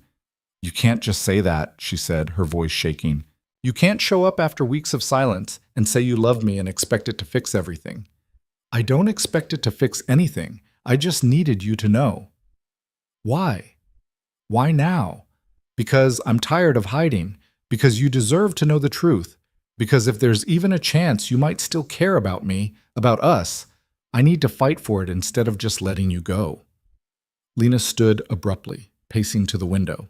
Outside, the storm was starting to ease, the rain lightening to a steady patter. She stood there with her arms wrapped around herself, and Ethan stayed seated, giving her space. I can't do this again, she said finally. I can't be the person who waits around hoping you'll notice me, who builds her whole life around yours and settles for scraps. I'm not asking you to settle. I'm asking for a chance to do this right. And if it doesn't work, if you wake up in 6 months and realize you were just lonely or guilty or confused, then I'll have to live with that. But I don't think that's what this is. Ethan stood, moving closer, but not touching her. I know I don't have the right to ask you to trust me, but I'm asking anyway. Give me a chance to prove that you matter, that this is real. Lena turned, and the look on her face was heartbreaking. Hope and fear and exhaustion all tangled together. I don't know if I can. Then don't decide now. Just don't leave yet. Stay until the storm passes. Let me show you I mean it. She looked at him for a long moment, searching his face for something. Whatever she found must have been enough because she nodded slowly. Until the storm passes, she said. That's all I'm promising. It wasn't everything, but it was a start. They stood in the kitchen as the storm gradually lost its fury, the violence outside fading to a steady drum of rain against the windows. Lena moved first, breaking the tension by walking to the sink and rinsing out her coffee mug with movements that were too precise, too controlled. I should check on Mason, she said, not looking at Ethan. He's fine. Out cold. Still, she dried her hands on a towel, then moved to the couch where Mason was curled under the blanket. Ethan watched as she knelt beside the kid, brushing hair off his forehead with a gentleness that made something ache in his chest. Mason stirred slightly but didn't wake, and Lena stayed there for a moment, her hand resting on his shoulder. When she stood, her eyes were wet. He's gotten bigger, she said quietly. Just in a few weeks. Kids do that. I know. She stopped, shaking her head. I missed so much already. 4 years of watching him grow up, and I missed the last few weeks because I was too hurt to stay. You didn't miss anything. You were protecting yourself. Maybe, but it still feels like losing something. Lena wrapped her arms around herself again, that defensive posture Ethan was starting to recognize. This is why I can't just come back, Ethan. It's not about you, not entirely. It's about me and what I need. I can't keep building my life around other people and hoping they'll eventually see me. I need to matter on my own terms. You do matter. To Mason, maybe. But what about to you? Really? She finally looked at him, and her expression was raw. If I hadn't left, would you have ever noticed me? Or would I have just kept existing in the background until I was old and bitter and had nothing left of myself? The question deserved honesty, not comfort. Ethan thought about it seriously before answering. I don't know, he admitted. I want to say yes, that eventually I would have pulled my head out and seen what was right there. But honestly, I might not have. I was good at being numb, good at keeping everything at a distance. You leaving? It forced me to look at things I'd been avoiding. So no, I can't promise I would have figured it out on my own. Lena nodded slowly, like she'd expected that answer. At least you're honest. I'm trying to be. About everything. Ethan moved closer, careful not to crowd her. But here's what I can tell you. I see you now. Really see you. And I know what I want, and it's not about filling a gap or easing my guilt or any of the other bullshit reasons people convince themselves they care about someone. I want you in my life because you make it better. Because you're funny and smart, and you don't take my crap. Because Mason lights up when you're around. Because coming home to you felt right in a way I didn't let myself acknowledge. Felt. Past tense. Feels. Present tense. Even now, with you standing there, looking like you want to run, it still feels right. Lena's jaw tightened. Don't do this to me, Ethan. Don't say exactly what I wanted to hear for 4 years and expect me to just fold. I'm not expecting anything. I'm just telling you the truth. The truth. She laughed, but it was broken. You know what the truth is? I stayed for 4 years hoping you'd look at me the way you're looking at me right now. And I hated myself for it. For being so pathetic that I'd accept nothing just to be near you. And when I finally left, when I finally chose myself, it was the hardest thing I've ever done. Because I still loved you. I still wanted this. But I knew if I stayed, if I kept waiting, I'd disappear completely. You didn't disappear. You're the realest person I know. To you, maybe. Now. But for years, I was barely a person to you at all. She wiped at her eyes angrily. And the worst part is, I can see that you mean it now. I can see that something changed. But I don't know if I can trust it. I don't know if I can trust you not to wake up one day and realize this was just a phase, just your grief or loneliness talking. Ethan wanted to argue, to promise her that wouldn't happen. But he'd learned enough in the past few weeks to know that promises weren't what she needed. Then let me prove it, he said simply. However long it takes, however much distance you need, let me show you that this is real. How? I don't know yet, but I'll figure it out. We'll figure it out. He paused. And if you decide you can't do this, if you need to walk away for good, I'll accept that. But at least give me the chance to try. Lena stared at him, and Ethan could see the war happening behind her eyes. Hope fighting with self-preservation, want battling with fear. Finally, she looked away. I need time, she said. I need to think. Okay? And I need you to understand that I'm not going to just slot back into your life like nothing happened. If we do this, if it has to be different, real, not me taking care of everything while you go through the motions. I understand. Do you? Because it's easy to say that now, when you're scared of losing me. But what about in 6 months, when things are comfortable again? When the fear fades and old patterns start creeping back? Then you call me on it. You tell me when I'm being an idiot. You don't let me get away with taking you for granted. Ethan moved closer, close enough that he could see the flecks of gold in her hazel eyes. I'm not perfect, Lena. I'm going to screw up. But I won't go back to not seeing you. That I can promise. She searched his face, and whatever she found there made her shoulders drop slightly, some of the tension easing. The storm's letting up, she said, glancing toward the window. I should probably go. Stay. The word came out more desperate than he'd intended. Please, just until morning. Mason will want to see you when he wakes up. Ethan, I'm not trying to manipulate you, He stopped, frustrated with his own inability to articulate what he was feeling. I don't want you to leave yet. Not like this. Stay in the cottage if you don't want to be in the house. But stay. Lena looked at Mason, still sleeping on the couch, then back at Ethan. Her resistance was crumbling, he could see it, and he felt guilty for using the kid as leverage even as he knew it was the truth. Mason would want to see her. Fine, she said finally, but I'm sleeping in the cottage and tomorrow I'm going back to Billings. This doesn't mean anything changed. Okay. She grabbed her coat and Ethan walked her to the door. The rain had slowed to a drizzle. The worst of the storm passed. Lena paused on the threshold. Why now? She asked quietly. Why did it take me leaving for you to figure this out? I don't know. Maybe I needed to lose you to understand what I had. Maybe I'm just slow. He met her eyes. But I'm not letting fear run my life anymore. Not about this. Lena nodded, then stepped out into the night. Ethan watched her walk to the cottage, watched the lights come on through the windows, and felt something settle in his chest that might have been hope or might have been terror. Probably both.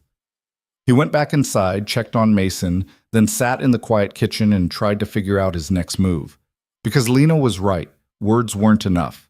He needed to show her, with actions, that he meant everything he'd said. The question was how, what? Morning came gray and damp, the landscape muddy and beaten from the storm. Ethan woke early, made coffee, and was halfway through checking the storm damage on his phone when Mason appeared, rubbing sleep from his eyes. "Is Lena still here?" the kid asked immediately. "She's in the cottage. She stayed because of the storm." Mason's face lit up. "Can I go see her?" "Let her sleep a bit longer. You can see her at breakfast." But Lena appeared before breakfast was ready, knocking on the door looking tired but composed.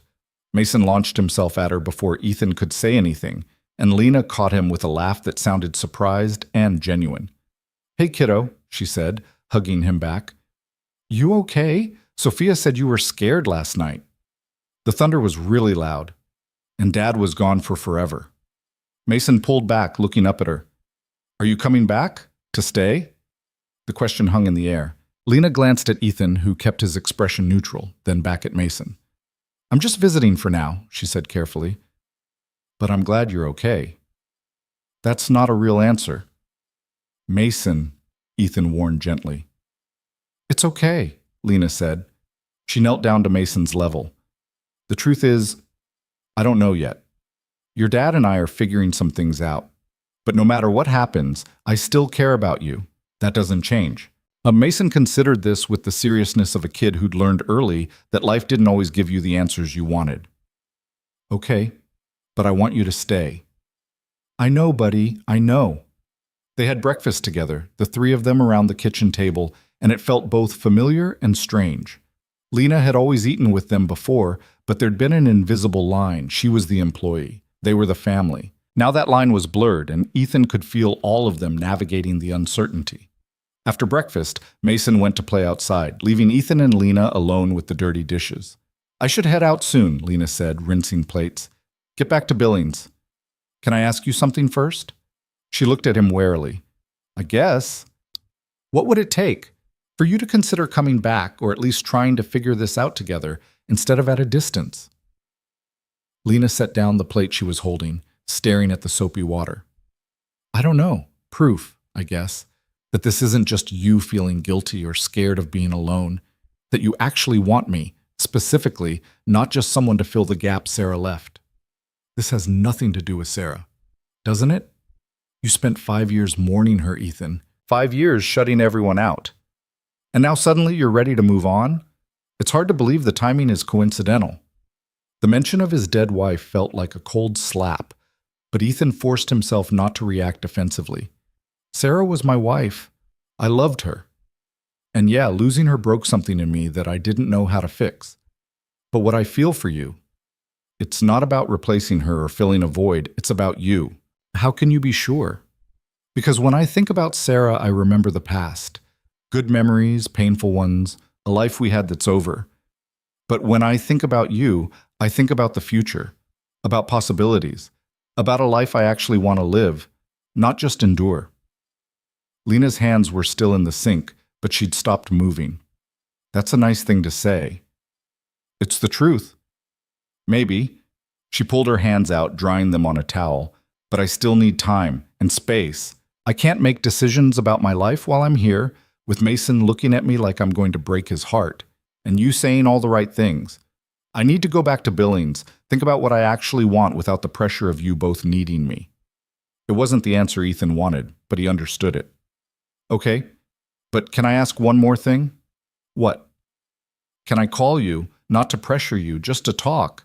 Let you see that I'm serious about this." Lena hesitated, then nodded slowly. "You can call, but I'm not promising anything." "I know." She left an hour later, hugging Mason goodbye and avoiding Ethan's eyes when she walked to her truck. He stood on the porch and watched her drive away, feeling like he'd just been given both a gift and a sentence. Permission to try, but no guarantee it would work. Mason appeared beside him, slipping his small hand into Ethan's larger one. "She's sad," the kid observed. "Yeah." "Are you going to fix it?" "I'm going to try." "Good, because she belongs here." Mason looked up at him. "You know that, right?" Ethan squeezed his son's hand. "I'm starting to." The next few days settled into a strange new routine. Ethan called Lena every evening, short conversations that started awkward and gradually became easier. They talked about small things mostly, how her job search in Billings was going, what Mason was up to, the weather. But underneath the mundane topics was something else, a tentative rebuilding of connection. On the fourth night, their conversation drifted into deeper territory. "Can I ask you something?" Lena said, her voice thoughtful over the phone. "Sure." "What was Sarah like? Really like? I mean, not the memory you keep locked away, but the actual person." The question surprised him. "Why do you want to know?" "Because she's part of your story, part of what shaped you. And if we're going to figure this out, if I need to understand all of you, not just the parts you're comfortable showing." Ethan leaned back in his chair, thinking about his dead wife for the first time in months without it feeling like stepping on glass. She was fierce, stubborn as hell. We fought constantly about stupid things, whether to paint the kitchen blue or green, what to name the dog, how to organize the barn. But underneath all that fighting was love. Real, solid love. "You must miss her." "I do. But it's different now, less sharp, more like..." He searched for the right words. "Like remembering a dream. Beautiful, important, but not quite real anymore. Does that make sense?" "Yeah, it does." Lena was quiet for a moment. "Were you happy before she died?" "Most of the time. We had our problems, like everyone. She wanted to travel more. I was married to the ranch. She was social. I was a hermit. But we made it work." He paused. "The thing is, I don't think I appreciated it enough while I had it. I was always thinking about the next season, the next problem to solve. And then she was gone, and I realized I'd wasted so much time not being present. Is that why you shut down after? To avoid making the same mistake?" "Maybe. Or maybe I just didn't know how to be open anymore. The pain was so big, and the only way to function was to lock it away. But locking away pain means locking away everything else too. Joy, connection, hope. All of it got sealed off." His voice dropped. "Until you left. And then suddenly I couldn't stay numb anymore. I didn't leave to shake you up. I know. You left to save yourself, but it shook me up anyway." Ethan shifted the phone to his other ear. "Thank you for asking about her. Sarah, I mean. Most people avoid the topic, like mentioning her will break me. Everyone's got history. Pretending it doesn't exist doesn't make it go away." Lena sounded tired. "I should get some sleep. Early start tomorrow." "Yeah, good night, Lena." "Night." After she hung up, Ethan sat in the quiet house and thought about how much had changed in just a few weeks. He was thinking about the future now, making plans that included someone else. It felt risky and uncomfortable, and also right in a way he couldn't quite explain. The following Saturday, Victoria called. "How's it going?" she asked. "Slow, but maybe moving in the right direction." "Good, I'm glad." She sounded genuine. "I'm heading back to Seattle next week. Wanted to say goodbye before I left." "You don't have to." "I want to. Have coffee with me, one last time." They met at the same diner, sliding into the same booth they'd sat in weeks earlier. Victoria looked polished as always, but there was something different in her expression, acceptance maybe, or relief. "You look better," she said. "Less haunted." "I feel better. Still terrified, but better." "Terrified of what?" "Screwing this up. Hurting her worse than I already have. Discovering I'm not actually capable of being what she needs." Victoria smiled. "That's called being in love. The terror means you care." "Is it always this hard?" "The real stuff?" "Yeah. The easy relationships are the ones that don't matter much. When you actually care about someone, when losing them would genuinely hurt, it's supposed to be scary." She took a sip of her coffee. "For what it's worth, I think you'll figure it out. You're stubborn enough." "Thanks. I think." "I mean it. You're not perfect, Ethan. You're closed off and you avoid feelings and you're probably going to keep making mistakes.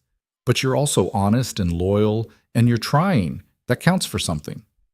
You're being awfully generous to a guy who basically used you as a distraction. You didn't use me. We used each other in a way. I needed to prove I could still put myself out there after my last disaster. You needed to convince yourself you were capable of moving on. We both got something out of it." Victoria's expression softened. "And honestly, meeting you reminded me what I'm actually looking for.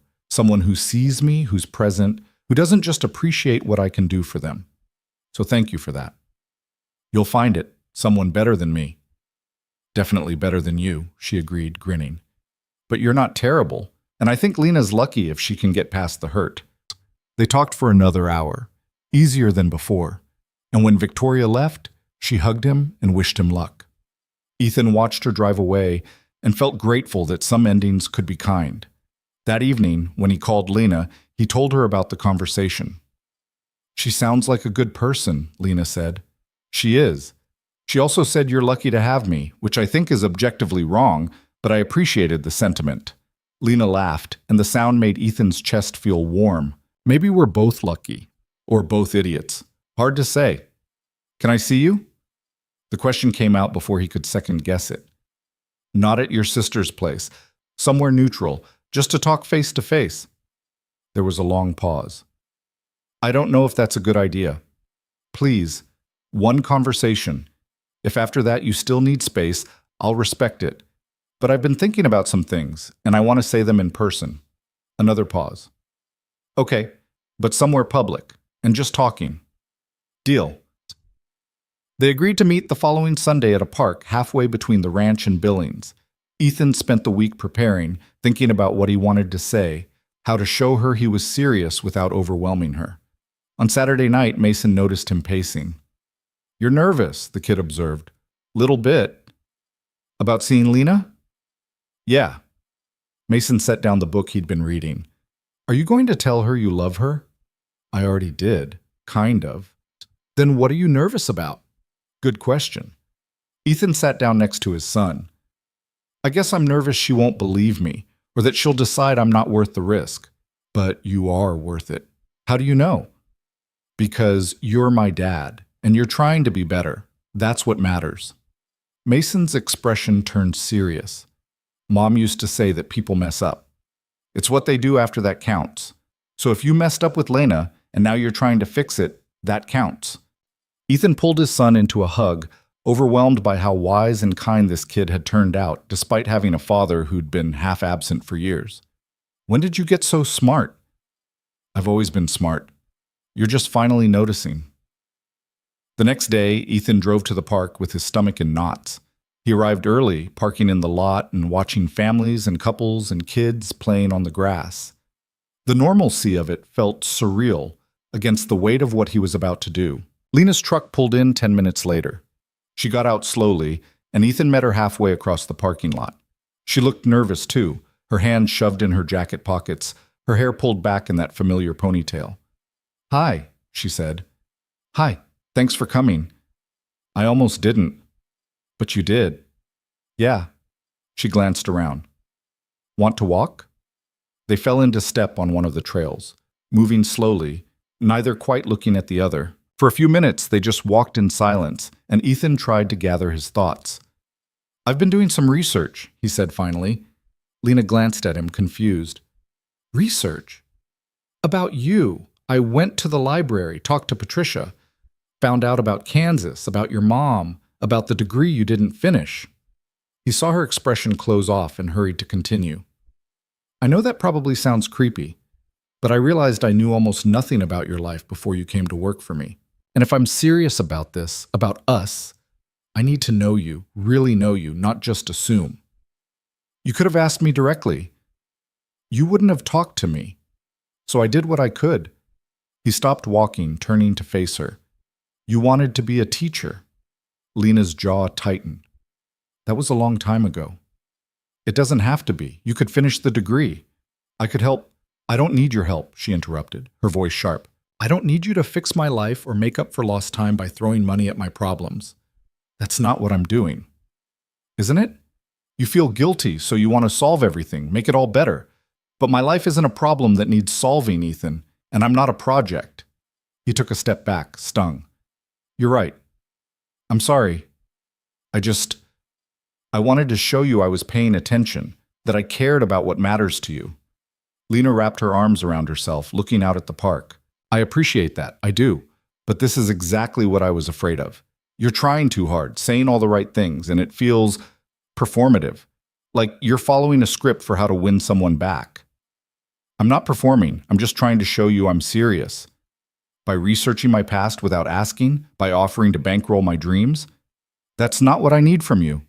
She finally looked at him, and her eyes were bright with frustration.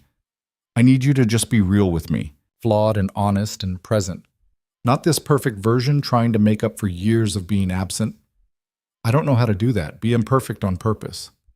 You don't do it on purpose. You just stop trying to control everything. Lena's voice softened slightly. Tell me something true, something you're afraid to say. Ethan felt his defenses rise, the familiar urge to deflect, but he forced himself to push through it. I'm terrified, he said quietly, that even if you give me another chance, I'll screw it up. That I'm fundamentally broken in ways that'll hurt you worse down the line. That I don't actually know how to be in a relationship anymore, how to let someone in, how to be vulnerable without it destroying me. He met her eyes. And I'm terrified that you'll figure all that out and decide I'm not worth the trouble. Lena's expression shifted, some of the guardedness fading. That's real. Yeah, it is. Thank you. She started walking again, and Ethan fell into step beside her. I'm scared too, that I'll go back and nothing will actually change, that I'll fall into the same patterns, waiting and hoping while you drift away, that loving you will destroy the parts of myself I've been trying to rebuild. What do we do with that? All the fear? I don't know. Maybe we just acknowledge it instead of pretending everything's fine. Lena kicked at a small rock on the path. Look, I don't have answers, Ethan. I don't know if we can make this work, or if we're both just holding on to something that should stay broken. But I know I can't keep having these conversations at a distance. If we're going to try, and I'm not saying we are, it has to be real, which means messy and imperfect, and probably painful sometimes. I can do messy and imperfect. Can you? Because for 5 years you've been the opposite, controlled and shut down and allergic to anything resembling chaos. Then I'll learn, with you. He stopped walking again, and this time he reached for her hand. She let him take it, and the contact felt electric. I can't promise I won't mess up. I probably will, repeatedly. But I can promise I'll keep trying. That I'll show up, even when it's hard. That I won't take you for granted again. Lena looked down at their joined hands, and Ethan could see her wavering, the walls crumbling piece by piece. I missed you, she said finally, so quietly he almost didn't hear it. Even though I was so angry, even though leaving was the right choice, I missed you and Mason every single day. We missed you too. The house doesn't work without you. It's not about the house working, Ethan. It's about... She stopped, frustrated. It's about mattering, about being seen, about knowing that if I walked away tomorrow, you'd miss me, not just what I did for you. I would. I do. He squeezed her hand gently. You're not invisible to me anymore, and I know that doesn't erase 4 years of you feeling like you were. But it's the truth now. They stood there on the path, holding hands, while people walked past and the world continued around them. Finally, Lena spoke. I need more time, but not at a distance. I think... She took a breath. I think I need to come back to the ranch, not to the cottage, not as the housekeeper, just as someone trying to figure this out with you. Is that crazy? No, it's not crazy. I could stay in town, visit on weekends, see how it feels without the pressure of living there. Whatever you need, however you want to do this. Lena nodded slowly, and Ethan saw the exact moment she made her decision. Something in her posture shifted, a surrender to possibility. Okay, she said, we'll try, but slowly. And if it doesn't work, then it doesn't work. But at least we'll know. She smiled, small and tentative, and Ethan felt hope bloom in his chest like spring after a long winter. They walked back to the parking lot, still holding hands, and when they reached her truck, Lena turned to him. Thank you, she said, for not giving up, for actually trying. Thank you for giving me the chance. She left with a promise to call him that evening, and Ethan drove home feeling lighter than he had in years. When he walked into the house, Mason was waiting. How'd it go? Good. Really good. She's going to come visit next weekend, try to figure things out. Mason whooped, pumping his fist in the air. I knew you could do it. We haven't done anything yet. We're just trying. That's the hard part. The rest is easy. Ethan laughed, pulling his son into a hug. I hope you're right, buddy. I really hope you're right. That week moved slower than any Ethan could remember, each day stretching out as he waited for the weekend and Lena's promised visit. He threw himself into ranch work to keep busy, but his mind kept drifting to their conversation in the park, to the feeling of her hand in his, to the cautious hope in her eyes when she'd agreed to try. Mason noticed the difference immediately. "You're humming," the kid said Thursday morning over breakfast. Ethan stopped mid-motion, spatula in hand. "I am not."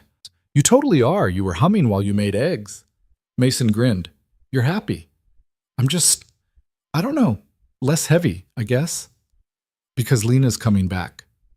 "She's visiting, not coming back. There's a difference." "Not really." Mason stabbed at his pancakes with the confidence of someone who saw things more clearly than the adults around him. "She's going to stay. I can tell." "How can you tell?" "Because she wants to, and you want her to. And sometimes wanting the same thing is enough." Ethan wished he had his son's certainty, but doubt still crept in during the quiet moments, late at night when he couldn't sleep, or in the middle of checking cattle when his mind wandered.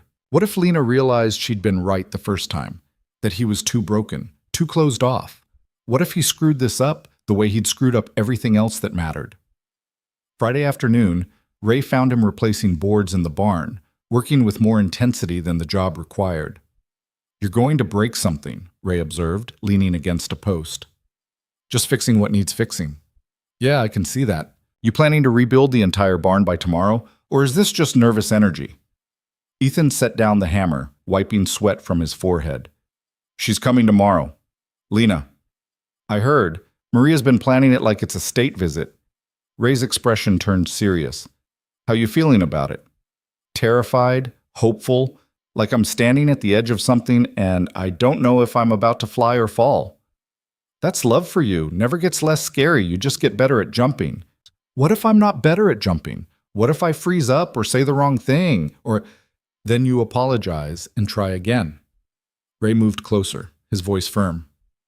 "Look, you've spent weeks doing the hard work, facing your feelings, being honest, showing up. Don't sabotage yourself now by overthinking it. Just be present tomorrow. Be real. That's all she needs." Ethan wanted to believe him. He finished the repairs, checked in with the crew about weekend tasks, and went home to a house that felt too quiet and too full of possibility at the same time. That night he called Lena. "Hey," she answered, and he could hear the smile in her voice. "Getting nervous? Is it that obvious? You called at 8:30 instead of 9. Your routine's off." There was rustling on her end like she was settling into bed. "I'm nervous too, if it helps." "It does, actually."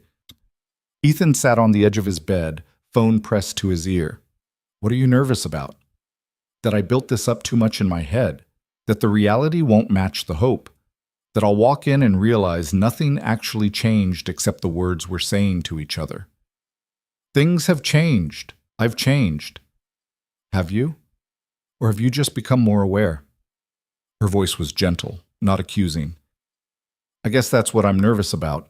Whether awareness translates to actual difference, or if we're both just going to fall back into old patterns because they're comfortable. I won't let that happen." "You can't promise that. Nobody can. We're all creatures of habit," she sighed. "But I want to believe it. I want to believe we can build something new instead of just repainting the old thing." "Then let's believe it together. And if we start slipping, we call each other on it." "Deal." There was a pause. "Mason still up?" "Asleep an hour ago. He's excited to see you." "I'm excited to see him too. I miss that kid so much." Her voice went softer. "I missed both of you. Even when I was angry, even when I was trying to move on, I missed this. The conversations, the connection, the feeling of belonging somewhere. You do belong here. You always did. I was just too stupid to see it." "Not stupid, just scared. There's a difference." They talked for another half hour, until Lena's yawns became too frequent to ignore. After they hung up, Ethan lay in bed staring at the ceiling, thinking about everything that had led to this moment, the grief, the numbness, the years of going through motions without really living. And then Lena leaving, shattering his carefully constructed walls, forcing him to feel again. It had been painful. It was still painful, but maybe pain was just the price of caring about something real. He fell asleep thinking about her smile, about the possibility of tomorrow, about the fragile hope that maybe, just maybe, he could get this right. Saturday morning arrived with clear skies and the kind of crisp spring air that promised summer wasn't far off. Mason was up before dawn, too excited to sleep, and by the time Lena's truck pulled into the driveway at 10, the kid was practically vibrating with anticipation. "She's here!" Mason shouted, already running for the door. Ethan followed more slowly, his heart hammering against his ribs. Through the window, he watched Lena climb out of her truck, watched Mason barrel into her with enough force to make her stumble. She caught him, laughing, and the sound carried through the open door like music. By the time Ethan reached the porch, Lena had Mason in a tight hug, the kid's arms wrapped around her waist like he'd never let go. "Missed you," Mason mumbled into her jacket. "Missed you too, kiddo. So much." She looked up and met Ethan's eyes over Mason's head, and something passed between them. Acknowledgement, understanding, the weight of everything unspoken. "Hey," Ethan said, suddenly unsure how to greet her.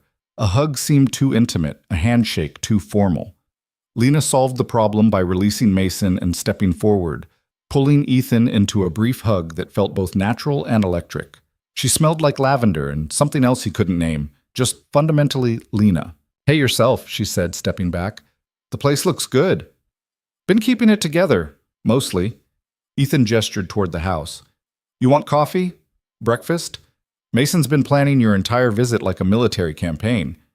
"I made a list," Mason confirmed proudly, "of things we should do.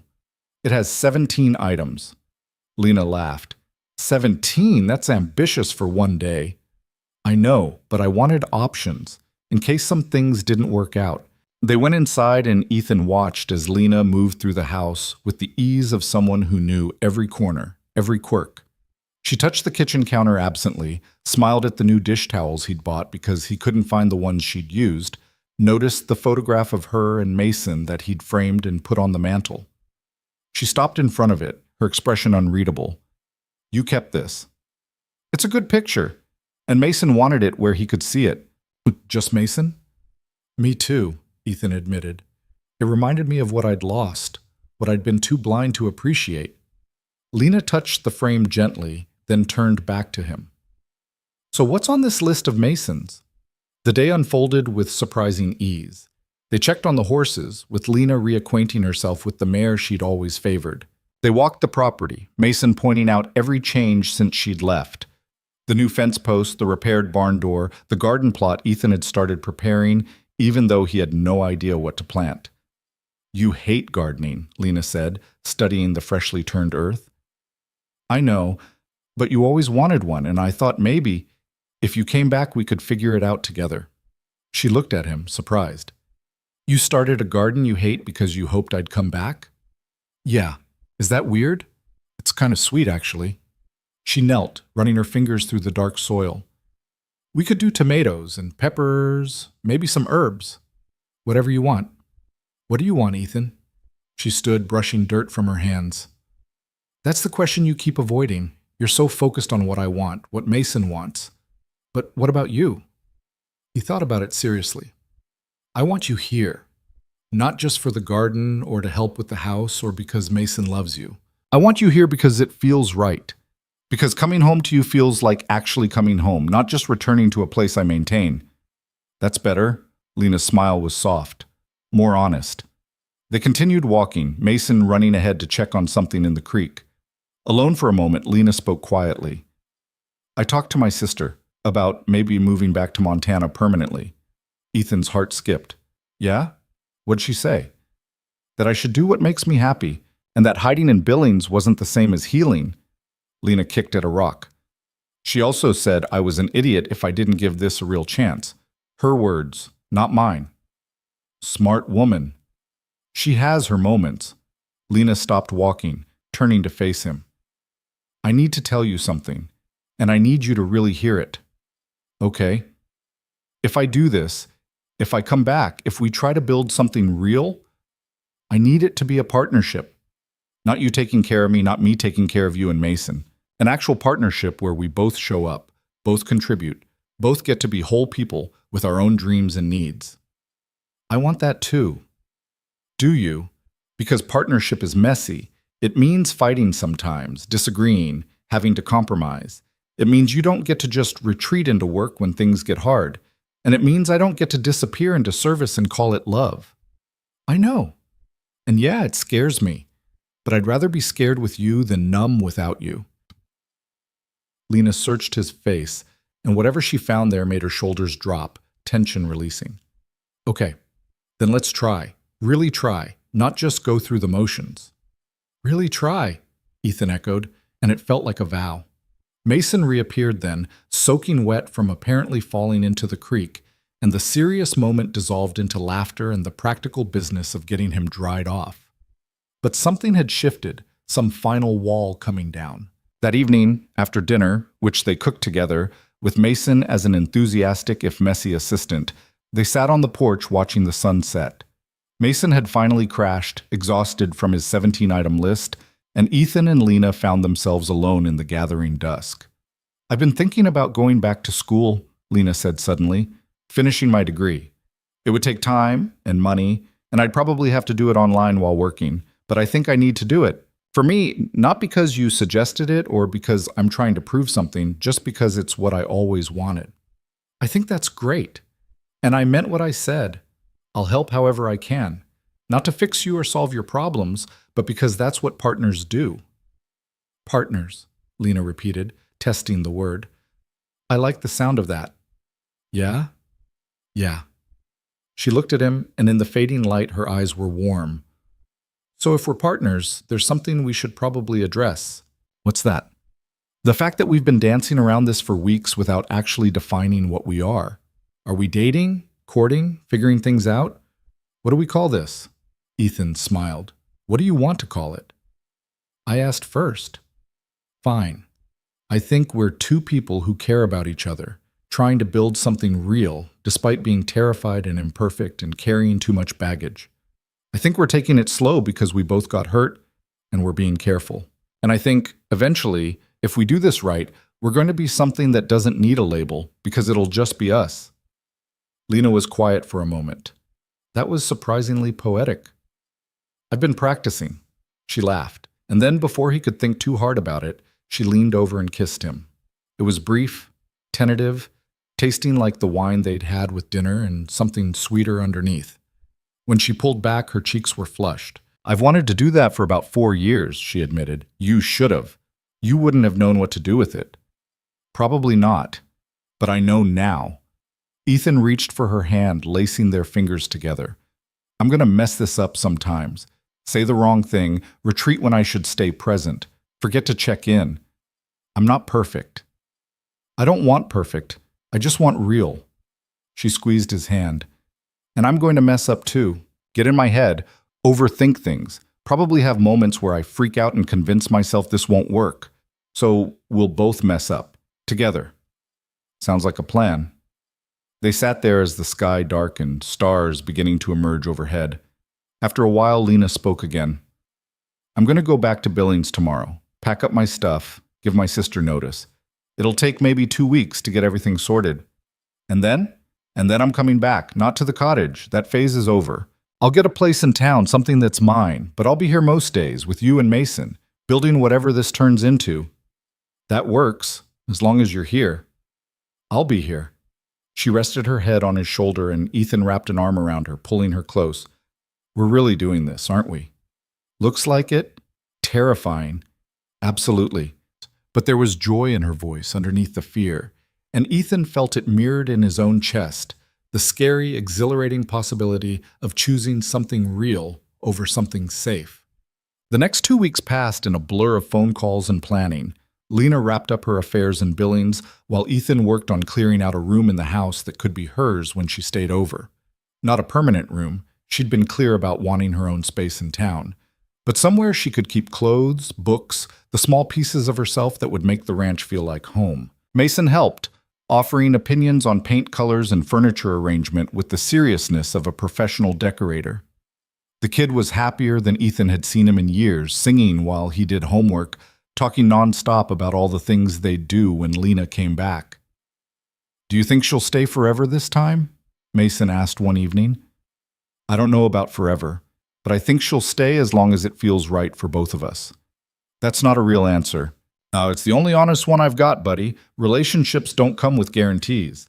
Mason considered this. But you love her, right? The question stopped Ethan cold. He hadn't said the words out loud yet, not even to himself, but sitting there with his son, looking at him expectantly, he couldn't dodge it. Yeah, he said quietly. I do. I love her. Did you tell her? Not yet. Why not? Because saying it makes it real, and real things can hurt you. But they can also make you happy. Like really happy, not just okay. Mason's expression was wise beyond his years. I think you should tell her, before she comes back, so she knows. Maybe. We'll see. But the conversation stuck with him. That night, he called Lena, and after they'd talked through the logistics of her move, he found himself circling around what he actually wanted to say. What's on your mind? Lena asked. You sound weird. Mason asked if I love you. There was a pause. What did you tell him? The truth. That I do. Another pause, longer this time. When Lena spoke, her voice was careful. And do you? Actually love me, not just the idea of me or the comfort of having me around. I love you. The words came easier the second time. I love that you call me on my bullshit. I love that you're fierce about the things you care about. I love that you made my kid feel safe when I was too shut down to do it properly. I love the way you look at the world like it's full of possibilities, even after everything you've been through. I love you, Lena. Specifically, completely. In a way that terrifies me and also makes me want to be better. She was crying. He could hear it in her breathing. You can't just say things like that over the phone. Why not? Because I can't kiss you through the phone, you idiot. Ethan laughed, the sound surprised out of him. So come home, come back and let me say it in person. I will. 2 days. I'll be there in 2 days. I'll be waiting. True to her word, Lena arrived on a Wednesday afternoon with her truck packed full and a smile that made Ethan's chest ache. Mason helped unload, chattering the entire time about everything they'd prepared. Ethan watched them together, seeing the easy affection between them, the way Mason had bloomed in just the anticipation of her return. That evening, after they'd gotten most of her things settled and Mason had reluctantly gone to bed, Ethan and Lena found themselves back on the porch, the place where so many of their important conversations had happened. So, Lena said, settling into the chair beside him, you told Mason you love me. I did. Are you going to tell me in person, or were you planning to leave it at the phone confession? Ethan turned to face her, taking in the familiar lines of her face, the way the porch light caught in her hair. I love you, Lena Hayes. I love you in ways I didn't know I was capable of anymore. And I know we're taking this slow. I know we're being careful. But I need you to know that this is real for me. You're real for me. Not a replacement, not a consolation prize. You're the person I choose every day for as long as you'll have me. Lena's eyes were bright. That was pretty good. I've been rehearsing. I could tell. She stood, moving to stand in front of him, her hands coming up to frame his face. I love you too, and it scares me and excites me and feels like jumping off a cliff, but I'm jumping. We're jumping together. She kissed him then, deeper than before, and Ethan wrapped his arms around her, pulling her close. They stayed like that for a long time, holding each other under the Montana sky, and it felt like coming home in a way that had nothing to do with place and everything to do with person. When they finally broke apart, Lena rested her forehead against his. So what now? She asked. Now we figure it out as we go. We build something new. We mess up and forgive each other and keep trying. Sounds complicated. Probably will be. Good. I don't trust things that are too easy. She smiled, pulling back to look at him. But I trust this. I trust us. Yeah? Yeah. The weeks that followed weren't perfect. They had their first real fight about a month in. Something stupid about whether to fix the fence in the west pasture now or wait until fall. Lena thought now, Ethan thought fall, and the disagreement escalated until they were both frustrated and talking past each other. But then Lena had stopped, taken a breath, and said, We're not actually fighting about the fence, are we? And Ethan had realized she was right. They were testing boundaries, seeing if they could disagree without falling apart. Once they both acknowledged that, the fight deflated, and they'd worked out a compromise that satisfied them both. There were other adjustments, too. Lena enrolled in online classes to finish her degree, which meant some evenings she was buried in coursework, and Ethan had to handle dinner and Mason's homework alone. It was harder than when she'd just managed everything, but it felt right, like they were actually building a life together instead of her supporting his. Mason thrived.